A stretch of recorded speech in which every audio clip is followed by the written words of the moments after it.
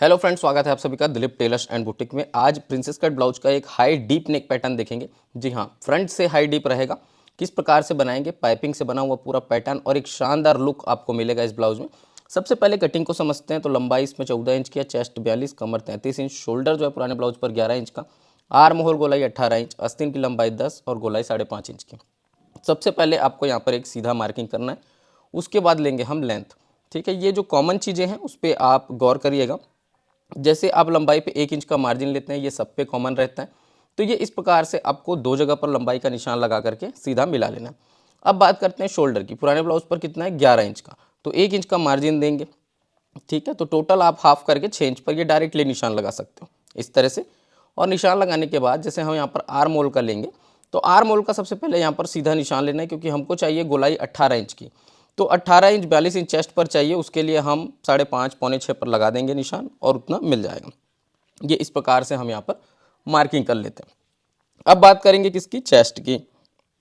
Chest आपका 42 है, चौथा हिस्सा कितना होगा, 10.5 इंच, 1.5 इंच का मार्जिन छोड़ देना है। ठीक, उसके बाद आ जाएंगे कमर पे। कमर है 33 इंच का, तो इसका चौथा हिस्सा लेंगे, 1 इंच का डॉट लेंगे और 1.5 इंच सिलाई मार्जिन लेंगे। 1.5 इंच का जो सिलाई मार्जिन चेस्ट और कमर दोनों पे कॉमन रहेगा। ये इस प्रकार से आपको मार्किंग कर लेना। उसके बाद यहाँ पर हाफ इंच डाउन करेंगे आर्म होल निशान को, ये ऐसे, और 1 इंच की दूरी से आपकी पहली गोलाई घूमेगी। उसके बाद 1.25 इंच की दूरी से दूसरी गोलाई घूमेगी। पहली जो गोलाई है वो सामने पल्ले की है और दूसरी जो गोलाई है वो पीछे पल्ले की है।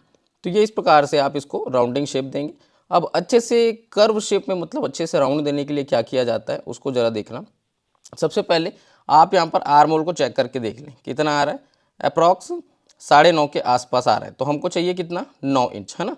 तो ये 9 इंच हमने मार्क कर लिया और उसके बाद ये इस तरह से राउंडिंग हमने दे दिया, तो 18 इंच हमको यहाँ से गोलाई मिल जाएगी। ठीक, अब ये जो फ्रंट की गोलाई है, बैक की गोलाई है, इसको हम कैसे एडजस्ट करते हैं, इन सब के बारे में भी एक डिटेल वीडियो मैं लेकर के आऊँगा।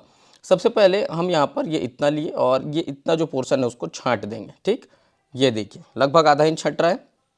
अब क्या करेंगे, यहाँ पर शोल्डर का भी हम स्लोप देंगे, क्योंकि डीप गला है और जैसा कि आप लोग जानते हैं कि हम लोग डीप गले में क्या करते हैं, गले की तरफ स्लोप देते हैं और बाकी में आर्म होल की तरफ। तो ये 2.25 इंच का सबसे पहले गला लेना है। गला ज़्यादा नहीं खोलेंगे क्योंकि हाई डीप है, और अप्रॉक्स 10.5 इंच पर यहाँ पर मार्क करना है।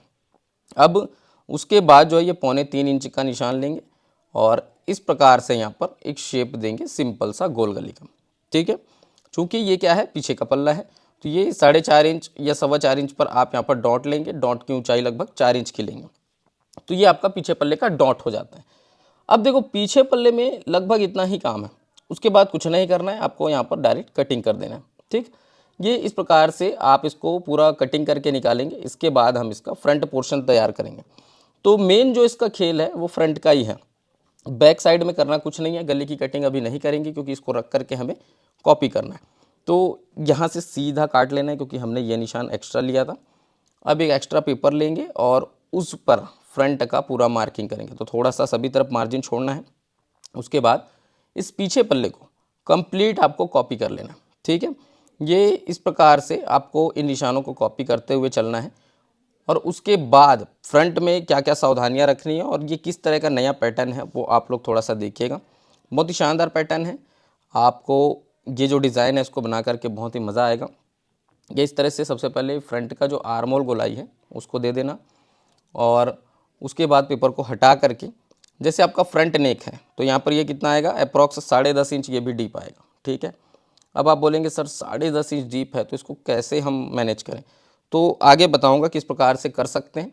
ये ऐसे आपको मार्क कर लेना है। मार्क करने के बाद जो भी आपको गले का शेप देना है वो आप यहाँ पर ड्रॉ कर सकते हैं। ये इस तरह से देखिए, तो 10.5 हमने लिया ज़रूर, लेकिन इसका जो राउंडिंग शेप है वो 10.5 तक डीप आने नहीं देगा। ठीक है, अब लगभग 4.25 इंच की दूरी पर यहाँ पर डॉट के लिए मार्क करेंगे। और चूंकि हमें बनाना प्रिंसेस कट का पैटर्न, तो यहाँ पर जो डॉट का पॉइंट लेंगे वो 11 इंच का लेंगे और 1 इंच ऊपर ये मार्क करेंगे और इसका ये प्रिंसेस शेप इस तरह से दे देंगे।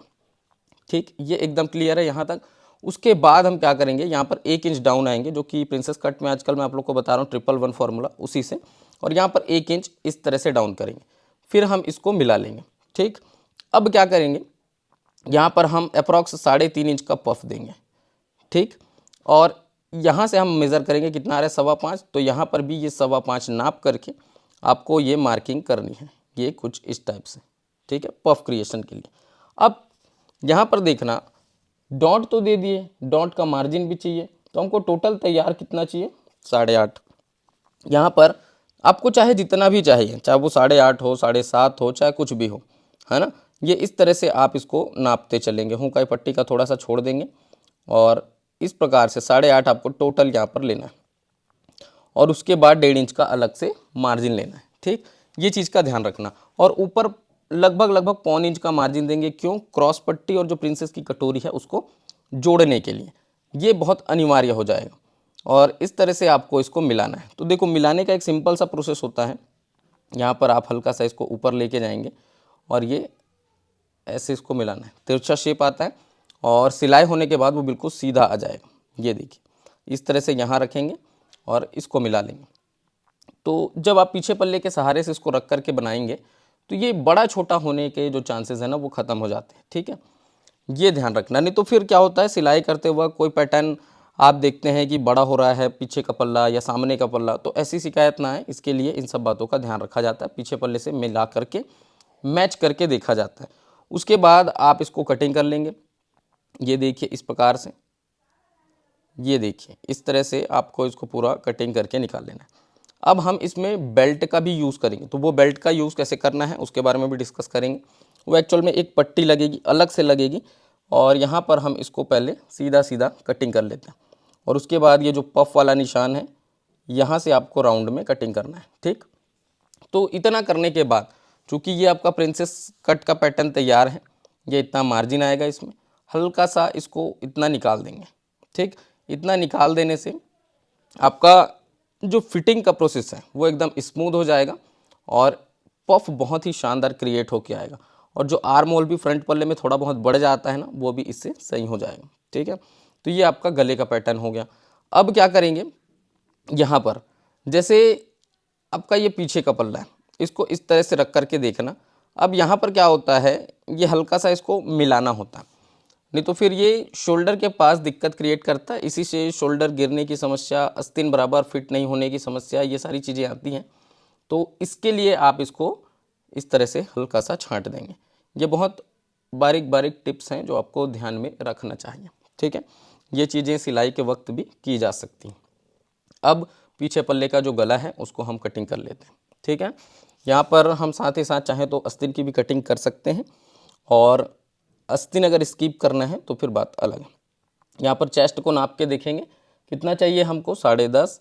तो 10.5 आपको एक्चुअल मिलना चाहिए कहाँ से, जहाँ पर आपका गला डीप हुआ है वहाँ से तिरछा नाप के देखेंगे। ये देखो इस तरह से, ये 10.5 है ना, ये 1.5 इंच का मार्जिन। तो इतना रख करके आपको इसको इस तरह से मिलाना होगा, ठीक है। और जो भी एक्स्ट्रा पोर्शन आ रहा है उसको हम छांट सकते हैं।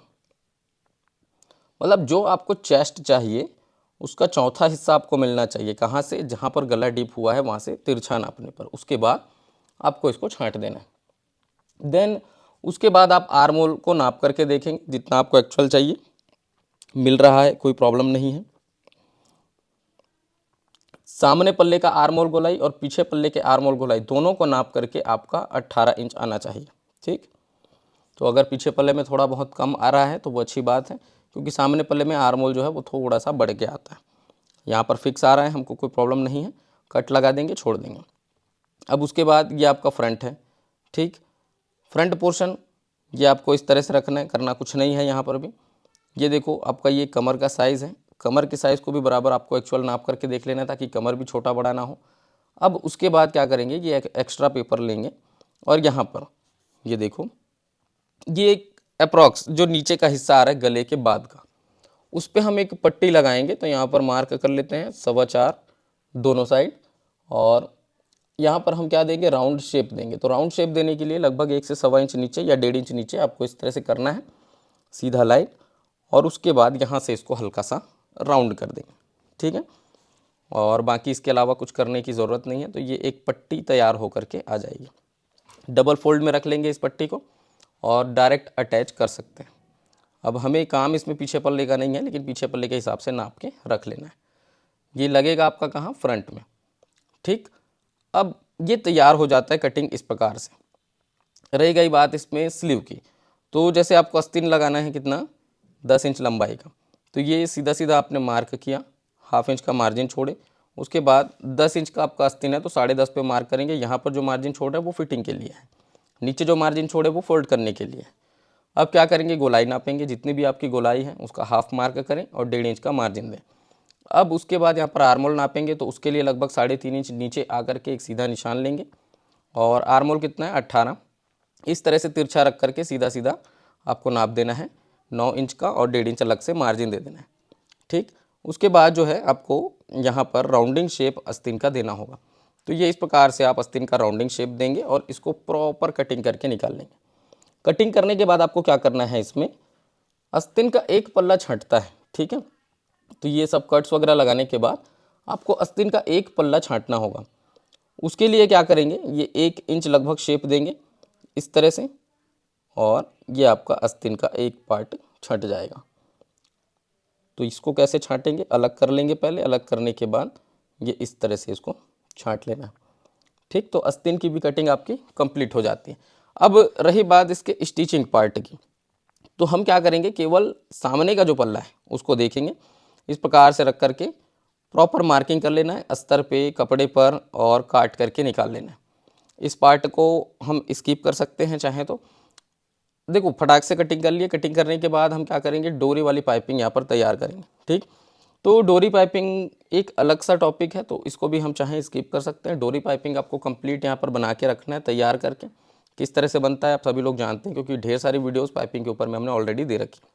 लगाना कैसे है, तो ये इसकी क्रॉस पट्टी है, समझो, है ना। अब यहाँ पर क्या करना है, इसी पर कपड़े पर ही हम पाइपिंग को अटैच करेंगे पहले, और उसके बाद उसके ऊपर अस्तर रख करके पलटा देंगे। इस पाइपिंग को हम कौन सी पाइपिंग बोलते हैं, इनविजिबल पाइपिंग। ठीक है, तो ये इस प्रकार से कट्स लगा करके पाइपिंग को आपको अच्छे शेप में घुमाना है, जिसमें आपको कहीं पर कोई समस्या नहीं आएगी। नीचे के पोर्शन पे आपको पाइपिंग की आवश्यकता नहीं है, उतना छोड़ देंगे, क्योंकि वहाँ पर आपका नीचे पट्टी पलट करके आना है। ठीक है, तो ये इस तरह से एक्स्ट्रा कपड़े काट दिए, छोटे छोटे कट्स लगा लें, और उसके बाद अस्तर रख करके इसको आपको पलटाना होगा। दोनों पल्ले में बिल्कुल सेम करना है, क्रॉस पट्टी में ये इस तरह से रख करके हम क्या करेंगे, जो पाइपिंग का हिस्सा है खाली उतने ही हिस्से पर स्टिच करके हम इसको पलटा लेंगे। ठीक, ये देखिए, अब छोटे छोटे ये कट्स हमने लगाए, उसके बाद हमें इसको पलटाना है। तो पलटाने के लिए इस प्रकार से आपको क्रीज लगाना है, जिससे आपकी केवल पाइपिंग बस बाहर निकल के आएगी, बाकी जो एक्स्ट्रा कपड़े हैं वो अंदर दब जाएंगे। इसी को हम क्या बोलते हैं, इनविजिबल पाइपिंग बोलते हैं। सेकेंड पीस में भी बिल्कुल एज इट इज़ वैसे ही करना है। पाइपिंग को आपको छोटे छोटे कट्स लगा करके, क्योंकि ये राउंडिंग शेप है तो वहाँ पर थोड़ा सावधानी से फिट करेंगे, फिनिशिंग बहुत ज़रूरी है। इसके लिए छोटे छोटे इस तरह से कट्स लगा करके हमने इसको फिट किया। फिट करने के बाद जो एक्स्ट्रा पार्ट है, जो एक्स्ट्रा कपड़े हैं पाइपिंग के, उसको काट करके निकाल देना है। ठीक, और उसके बाद इसमें हम और छोटे छोटे कट्स लगा देंगे। ध्यान रखना कि सिलाई जो चली है वो नहीं कटनी चाहिए, अस्तर रख करके इसको चिपका लेना है। ठीक, ये इस प्रकार से हम अस्तर को रखेंगे और किनारे किनारे सिलाई लगा करके चिपका लेंगे। ध्यान रखना सिलाई आपकी राइट साइड से चलनी चाहिए, ताकि पाइपिंग जो है वो बाहर इस प्रकार से विजिबल हो और सिर्फ पाइपिंग ही दिखेगा, इसलिए हम इसको इनविजिबल पाइपिंग बोलते हैं, जिसमें आपको अस्तर को पलटाना होता है पाइपिंग लगाने के बाद। अब ये आपकी पट्टी है, ठीक है, इसमें भी हम अस्तर का यूज़ करेंगे। पाइपिंग यहाँ पर भी हम यूज़ कर लेते हैं, जिससे लुक अच्छा आएगा और अलग से दिखेगा कि ये जो पट्टी है वो अलग लगी हुई है। लगेगा क्या कि हमने इसमें नीचे बेल्ट जोड़ा हुआ है, लेकिन एक्चुअल में ये बेल्ट जो है वो पट्टी के रूप में जुड़ेगी। ठीक है, पाइपिंग इसमें लगाने का जो तरीका है वो 2 पार्ट में रहेगा। एक पार्ट पहले आपको कटिंग कर लेना है, उसके बाद उसको फोल्ड करके दूसरे पीस को इस तरह से आपको इसमें ज्वाइंट करना होगा, और सिलाई ध्यान रखना बहुत ही फिनिशिंग के साथ चलानी है। जब भी डोरी पाइपिंग हम लगाते हैं, पाइपिंग जो है प्लेजर के अंदर होनी चाहिए और सिलाई राइट साइड से ही चलनी चाहिए। ठीक है, छोटे छोटे इसमें भी इस तरह से कट्स लगा देंगे। अब हम क्या करेंगे, यहाँ पर ये जो पीस है इसको बाकी किनारों को इस तरह से रख करके आपको इसको सिलाई करना होगा। ठीक है, जैसे हम नॉर्मली अस्तर और कपड़ा चिपकाते हैं ना, बिल्कुल उसी तरीके से, इसमें कुछ भी एक्स्ट्रा नहीं है। दूसरे पीस को भी सेम एज इट इज़ आपको ऐसे ही चिपकाना है। चिपकाने के बाद ये दोनों पीसों को बराबर रख करके देख लेना, और आपका जो मार्किंग था गले का 10 साढ़े 10 इंच का वो मार्क कर लेना, और यहाँ से आप नाप करके देख लेना कि आपका जो बेल्ट है या जो आप अलग से पट्टी लगा रहे हैं वो इक्वल आ रहा है कि नहीं आ रहा है।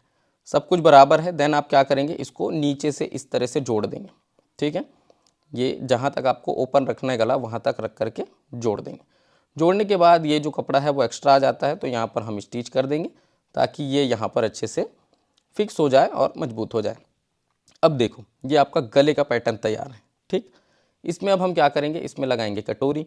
तो ये प्रिंसेस की कटोरी है, प्रॉपर कटिंग हुई है, तो आपको इसको इस प्रकार से रख करके स्टिच कर देना है। सिलाई का जो मार्जिन है वो 1 प्लीज़र का रहता है यहाँ पर। ठीक है, अगर आपको लगता है कि थोड़ा ज़्यादा मार्जिन लेना चाहिए तो हल्का फुल्का मार्जिन आप बढ़ा सकते हैं सिलाई का, है ना। पौना इंच लगभग यहाँ पर मार्जिन सिलाई का रख सकते हैं, क्योंकि कुछ लोग यहाँ पर इंटरलॉक करते हैं जिनके पास इंटरलॉक की फैसिलिटी अवेलेबल है। तो ये इस प्रकार से जो है दोनों कटोरियों को आपको जोड़ना होगा। मजबूत डबल सिलाई के साथ जोड़ेंगे, तो इस बात का आप ध्यान रखें, है ना। ये इस तरह से जो है कटोरी भी आपकी फिट हो जाती है। और उसके बाद यहाँ पर हम क्या करेंगे, ये जो बेल्ट है जो आपका नीचे लगना है इसको हम यहाँ पर इस तरह से अटैच करेंगे।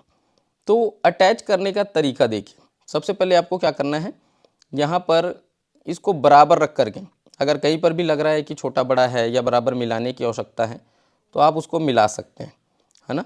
अगर बराबर है तो कोई दिक्कत नहीं है, बराबर नहीं है तो थोड़ा बहुत मिला सकते हैं, छांट सकते हैं, उससे कोई प्रॉब्लम नहीं होगी। अब क्या करेंगे, इसको इस तरह से पहले जोड़ेंगे नीचे से। ठीक, ये देखिए अभी सिंगल कपड़ा है, हमने अस्तर वगैरह यूज़ नहीं किया है, पाइपिंग भी अभी पलटाए नहीं है, खाली फिट बस की है। तो ये इस प्रकार से हाफ हाफ करके दोनों साइड से जोड़ लेना ताकि आपका सेंटर मिसमैच ना हो, सेंटर फिक्स बैठना चाहिए। अब यहाँ पर भी छोटे छोटे कट्स लगाएंगे क्योंकि हमें यहाँ पर भी इसको पलटाना है। तो ये इस तरह से रख करके हम इसमें अटैच कर देंगे। अगर आपको अस्तर लगाना है अस्तर लगा सकते हैं, नहीं लगाना है देन कोई प्रॉब्लम नहीं है, डायरेक्ट इसको फिक्स कर सकते हैं, क्योंकि वो ऑलरेडी कपड़ा वहाँ पर मोटा है तो अस्तर की आवश्यकता यहाँ पर नहीं है। ठीक, ये देखिए इस प्रकार से एक साइड फिक्स किए, अब सेम एज इट इज़ दूसरे साइड को सेंटर से ही सिलाई चालू करके फिक्स कर लेना है। तो यहाँ पर जब आप सिलाई लगाएंगे तो इस बात का ध्यान रखना कि पाइपिंग के बिल्कुल किनारे किनारे वो सिलाई आपकी चलेगी, है ना। बहुत ज़्यादा दूर से नहीं चलाना है, नहीं तो फिनिशिंग नहीं आएगा, ख़राब दिखेगा। और ये आपका फ्रंट जो है वो कुछ इस प्रकार से फिर रेडी होकर के आ जाएगा। और नॉर्मल बैक साइड जो है आपका वो आप इसमें अटैच कर सकते हैं। पाइपिंग को आप डोरी को हल्का सा इस तरह से खींच करके थोड़ा सा सेट कर लें, इससे क्या है पाइपिंग जो है उठा उठा दिखता है या गले पर प्रॉपर फिनिशिंग नहीं दिखती है, वो इससे सही हो जाती है ना। बहुत छोटी सी ट्रिक है लेकिन बहुत काम की है। अब लास्ट में हम बात करेंगे कि गला यहाँ पर बहुत ज़्यादा खुला हुआ है तो उसका क्या करें।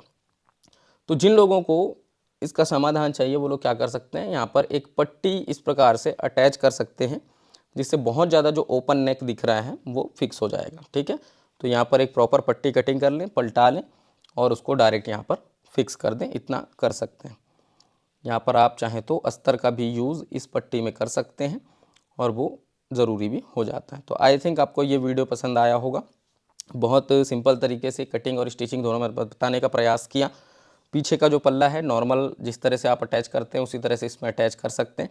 अभी ये थोड़ा सा फैला फैला टाइप का दिख रहा है, लेकिन जब आप इसमें पीछे पल्ला अटैच करेंगे, आस्तीन लगाएंगे, उसके बाद ये प्रॉपर लुक आएगा और बहुत ही ज़बरदस्त ये पैटर्न बन के तैयार होगा।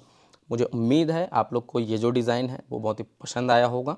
और ये एक रिक्वेस्टेड वीडियो थी और काफ़ी समय के बाद यूट्यूब पर वीडियो आई है, तो मुझे ज़रूर से कमेंट में बताना कि लास्ट तक पूरा इस वीडियो को किसने किसने देखा है। वो आपके कमेंट से ही मुझे समझ में आएगा। वीडियो पसंद आया तो उसको लाइक कर देना। मिलते हैं नेक्स्ट वीडियो में, तब तक के लिए जय हिंद, वंदे मातरम।